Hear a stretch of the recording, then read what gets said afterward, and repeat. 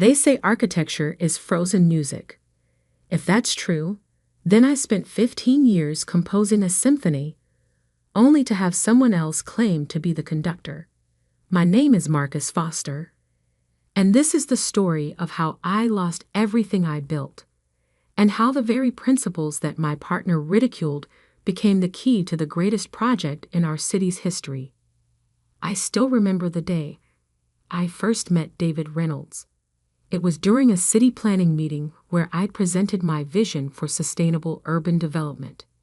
While others saw just another eco-friendly proposal, David saw potential. He approached me afterward, designer glasses perched on his nose, exuding the confidence that only old money could buy. Your integration of historical elements with modern sustainability is fascinating, he said, extending a manicured hand. Have you ever considered partnering with someone who could help scale your vision? At 32, I had already made a name for myself in sustainable architecture, but my small firm struggled to land the major projects that could truly showcase my ideas. David, with his connections and family name in real estate development, seemed like the perfect partner. If only I'd known then what that partnership would cost me. The early years of Foster and Reynolds Architects were everything I dreamed of. David's connections brought us high-profile clients, while my designs won us accolades. We grew from a team of 5 to 50 in just 3 years. Our office, once a modest studio in the Arts District, now occupied the entire 20th floor of a downtown high-rise, one I'd redesigned myself. Marcus, your attention to historical preservation while incorporating cutting-edge sustainability features is remarkable, Clara Martinez, the city's head of urban development, told me after we completed the renovation of the historic Grand Theater.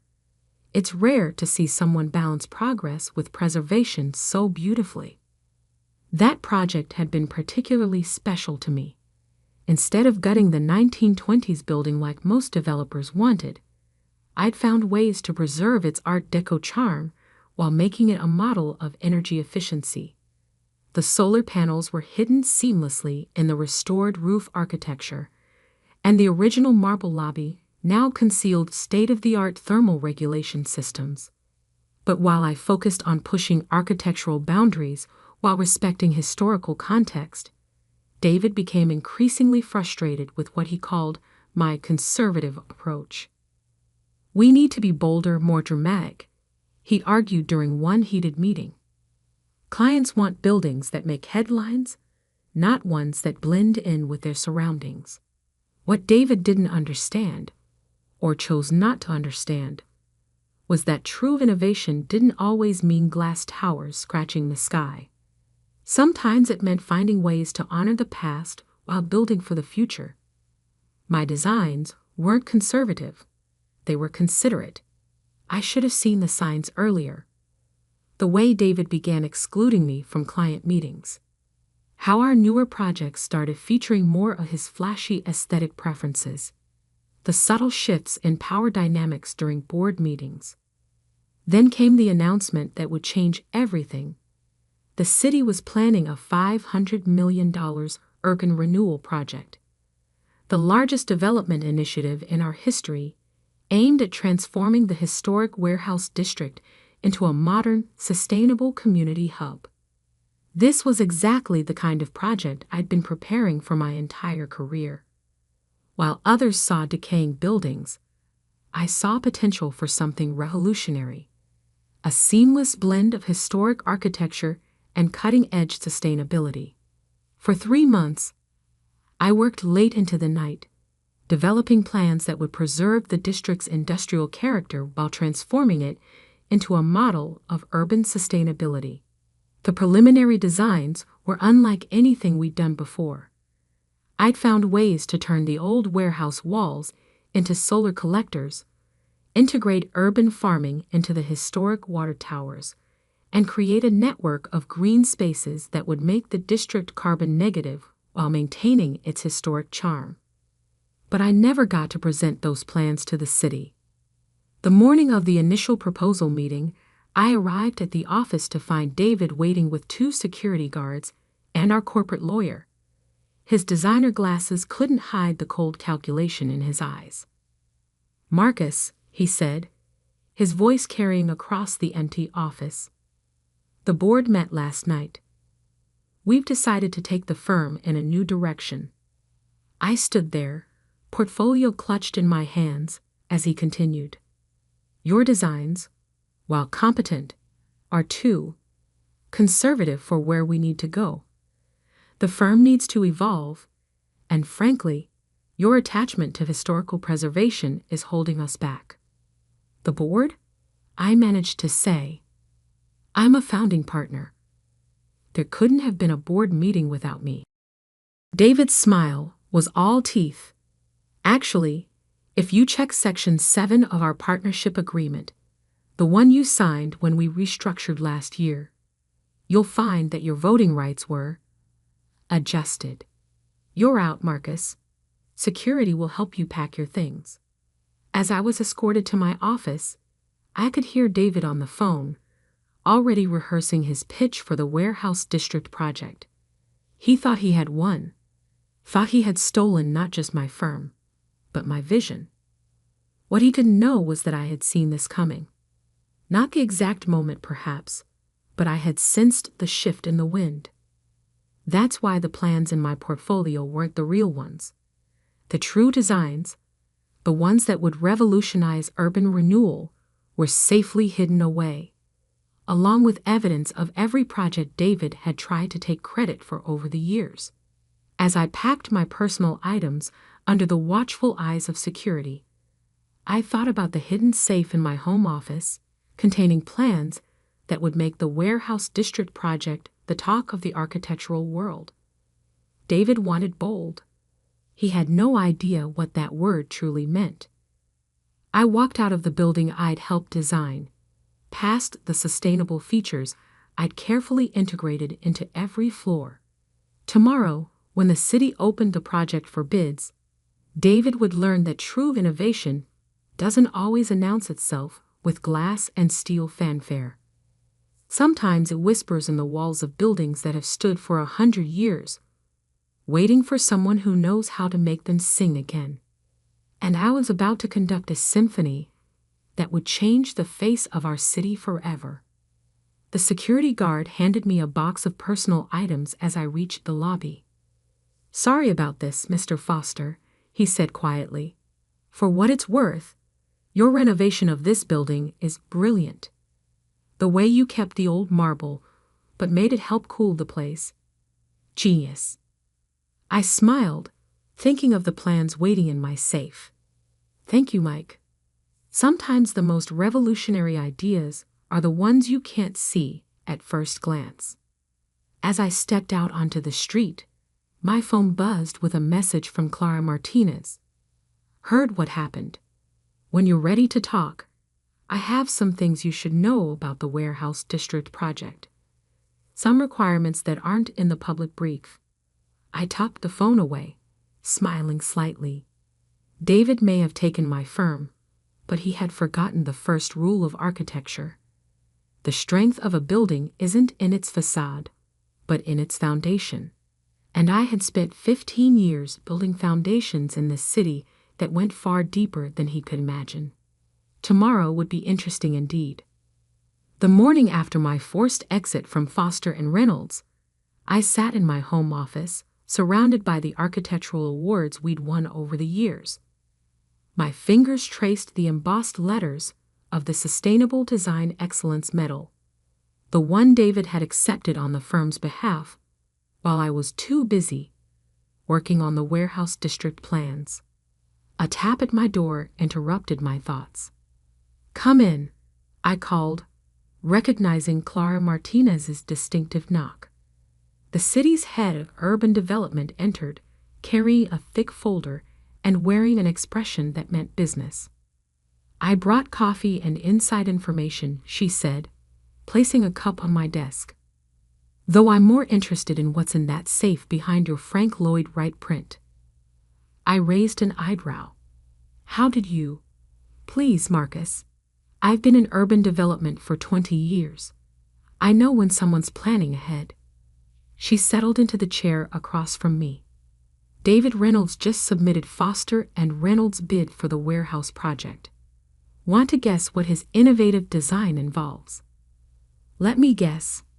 Glass towers, floating gardens, and enough steel to build a battleship.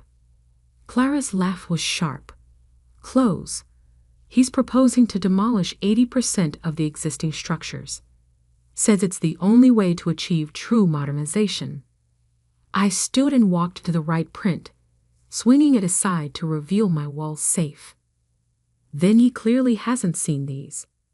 The plans I pulled out weren't just blueprints, they were a vision 15 years in the making. Every project I'd completed, every historical building I'd renovated, had been researched for this moment. I spread the drawings across my desk as Clara leaned forward, her eyes widening. Marcus, this is incredible. You found a way to preserve every historically significant building while exceeding the city's sustainability goals by 200%. I finished. Those old warehouses aren't obstacles to modernization. They're the key to it. I pulled out more documents, structural analyses, material studies, energy calculations. The brick walls of those warehouses, perfect thermal mass for passive heating and cooling. The old water towers, ideal for rainwater harvesting and vertical farming. The iron frameworks, ready-made support structures for solar arrays and wind energy systems. Clara studied the plans intently. This would cut construction costs by 40% compared to new construction. The Historical Preservation Committee would approve it instantly. But she hesitated. Foster and Reynolds owns your work. David will claim these are company property. I smiled, pulling out one final document. Check the dates on those drawings. I completed the core designs 3 years ago, before the last partnership agreement. I registered them with the Architectural Copyright Office under my personal name. David doesn't own these. I do. And the new designs he's claiming to have developed. Every innovation he's presented in the last year. I have dated proof they came from my original concepts. Which reminds me, I turned to my computer and pulled up a folder labeled Project Archives. For the past 2 years, I've documented every instance of David taking credit for my work. Emails where he claims my designs as his own. Meetings where he presented my innovations without crediting me.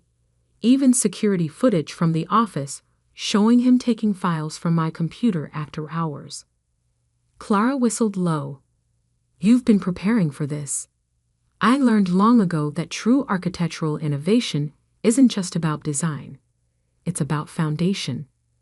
David was so busy looking at flashy facades that he never bothered to check what I was building beneath the surface. Just then my phone buzzed. A message from Tom Jang, my former head of sustainable systems. David's in full panic mode. The sustainability metrics in his proposal don't add up, and the Historical Commission is asking questions he can't answer. Clara stood, gathering the plans carefully. The city's hosting a public forum on the warehouse project next week. All qualified architects can present alternative proposals. She paused at the door. The Historical Commission, Environmental Council, and Urban Planning Board will all be there, just in case you're interested. After she left, I spent hours refining my presentation. The plans were solid, but I needed more than just superior design to win. I needed to expose David's pattern of theft while presenting an alternative that was undeniably better. My phone kept buzzing with updates from former colleagues. David was scrambling, trying to justify his demolition-heavy approach. The Historical Commission was pushing back hard, and environmental groups were organizing protests against the destruction of the historic district. Late that night, as I reviewed the final details of my proposal, I received an unexpected email from David himself. "Marcus, perhaps we were hasty in our recent decisions. Your experience with historical preservation could be valuable for the warehouse project. Would you consider a consulting role?" David. I smiled, thinking of the presentation I was preparing. David wasn't offering an olive branch. He was trying to get legal access to my designs. What he didn't realize was that the biggest threat to his plans wasn't in my blueprints. It was in his own actions over the past year. The next morning, I had meetings with 3 different architectural firms, all interested in partnering on my warehouse district proposal. But I had something else in mind. "I'm not looking for a partner," I told them. "I'm looking for witnesses." Each firm had worked with Foster and Reynolds over the past year. Each had seen David present my designs as his own, and each had kept records, emails, meeting minutes, project documents, proving who the real innovator was. By week's end, I had assembled a coalition of the city's top architectural talents, all willing to testify about David's pattern of design theft. But more importantly, each brought unique expertise that would strengthen my warehouse district proposal. Sarah Chen from Green Park Solutions would oversee the vertical farming integration. Michael O'Brien's historical restoration firm would handle the preservation aspects. And Maria Rodriguez, whose sustainable energy company had worked on my past projects, would implement the renewable systems.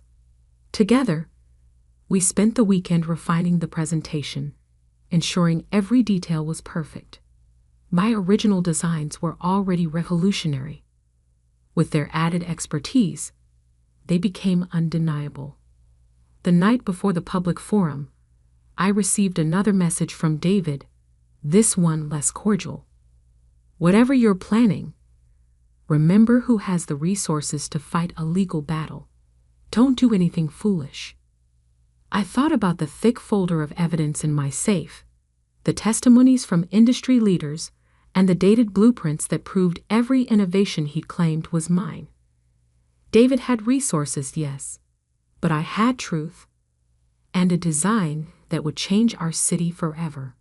Tomorrow, at the public forum, David would learn what true architectural innovation looked like, and it wouldn't come with a glass facade or a steel frame. It would come with the weight of history, the power of sustainability, and the undeniable proof that the best designs don't always shout. Sometimes they whisper from within 100-year-old walls, waiting for someone who knows how to make them sing. I closed my laptop and walked to the window, looking out over the warehouse district. In the fading light, those old buildings stood like silent sentinels, their brick walls holding a century of stories. By this time tomorrow, they'd be holding the future too. The stage was set. The foundations were laid, and I was about to show David Reynolds what conservative design really meant. The City Hall auditorium buzzed with anticipation on the morning of the public forum. Developers, architects, preservationists, and community leaders filled every seat.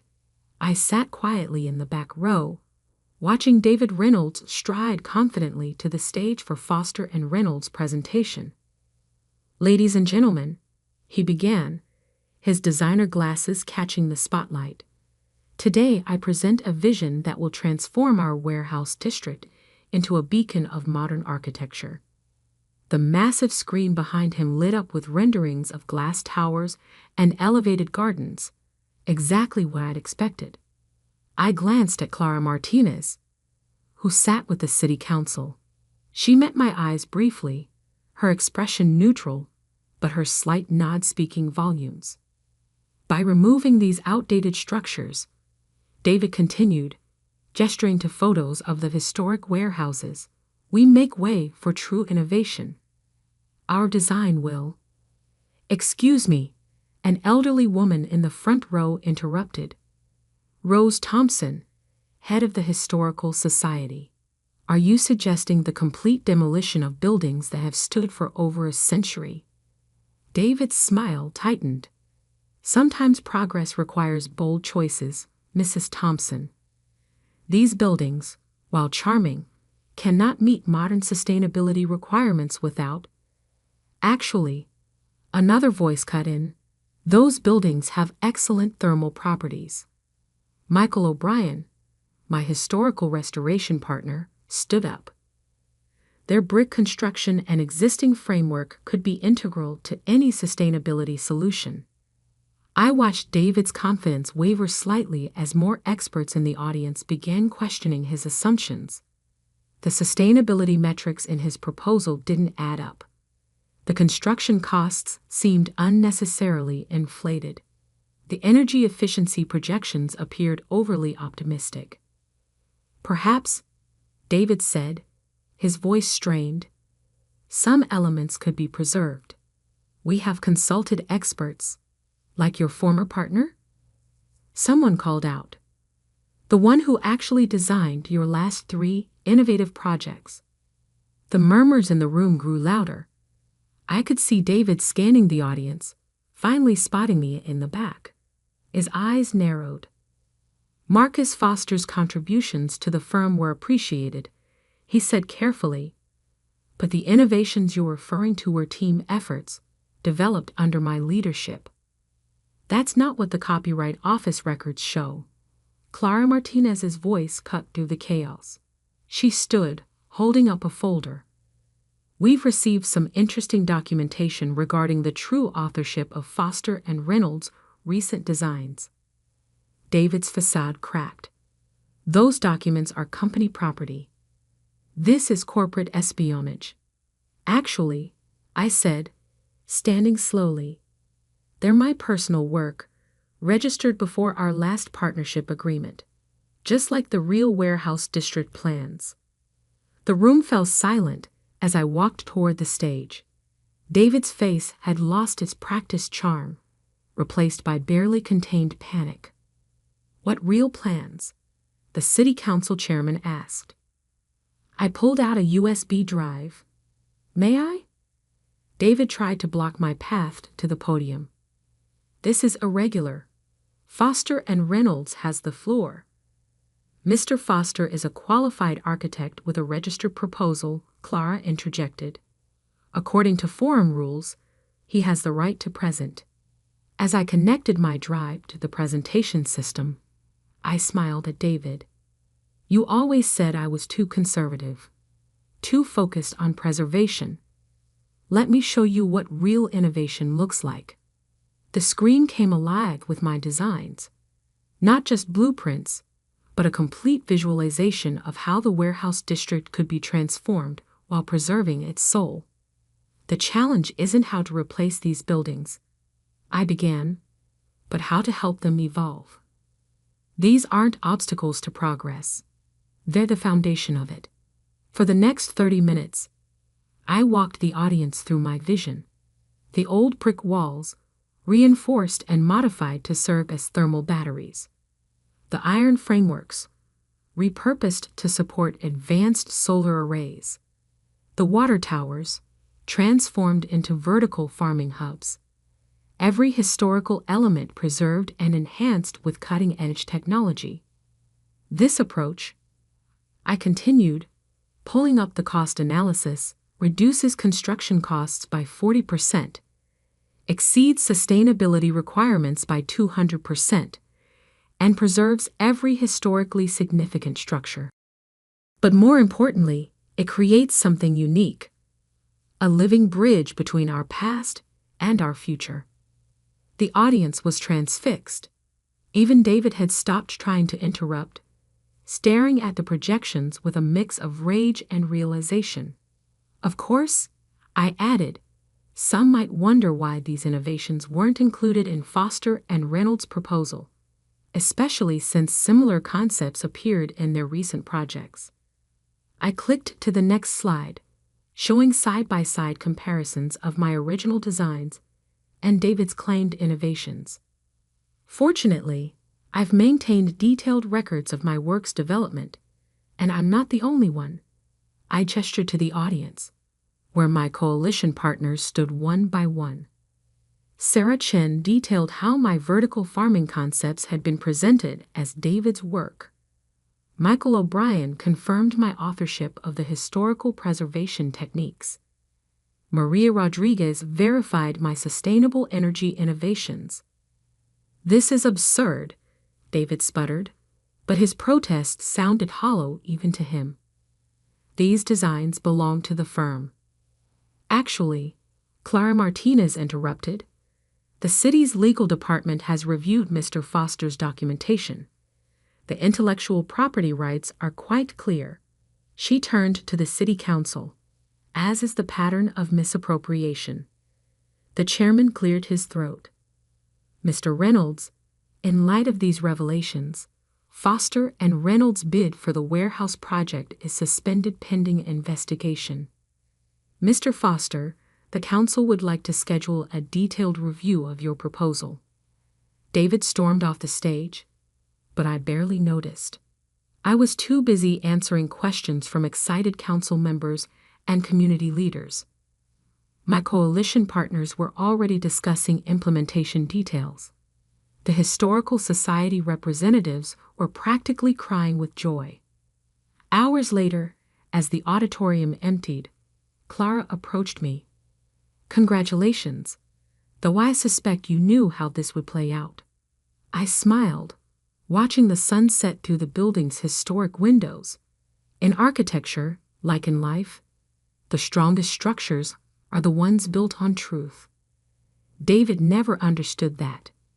Over the next year, the warehouse district transformation became a model for sustainable urban renewal worldwide. The project won numerous awards, but more importantly, it proved that progress doesn't have to erase history. Foster Sustainable Design, my new firm, quickly became known for innovative preservation projects. David Reynolds resigned from the company he tried to steal, his reputation in shambles after multiple clients came forward with similar stories of theft and deception. The old Foster and Reynolds building was eventually sold. The new owners hired my firm to redesign it. A delicious irony.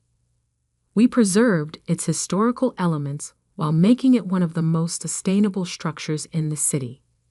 Sometimes, late at night, I walk through the warehouse district, now a vibrant community hub.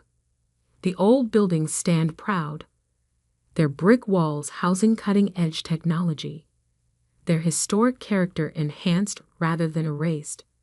Solar arrays gleam on restored iron frameworks, and the transformed water towers burst with vertical gardens.